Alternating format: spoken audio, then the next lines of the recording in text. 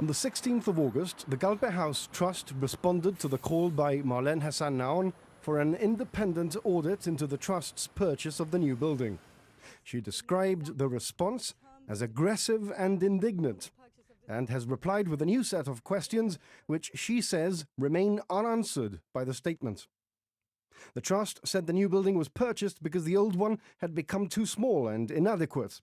She says she didn't question the purchase of a building, but rather the purchase of this building, a Grade 2 listed building with all the complications and costs that accompany it.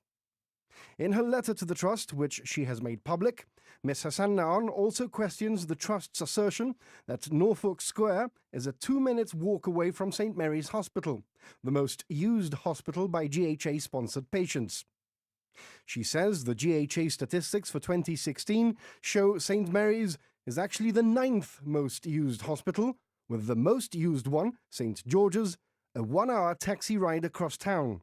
Ms. Hassan Nahon says the £8.5 million purchase price, together with a loan for £7 million and further professional and agents' fees, raise the total cost of the new Calpe house to £16 million.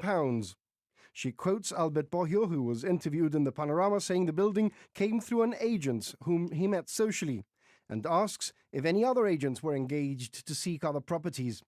She goes on to ask who the agent was and what the circumstances were which led to the meeting, and if there were any other valuations carried out and whether these can be disclosed.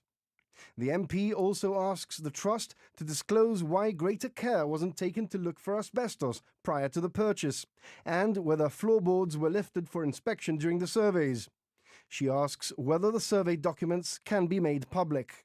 And finally, Ms. Hassan Nahon says Albert Bohio wrote to the Westminster City Council revealing that sums in excess of £500,000 have been spent in professional fees in order to have a condition removed from the property which stipulates that it can only be used for GHA patients and families.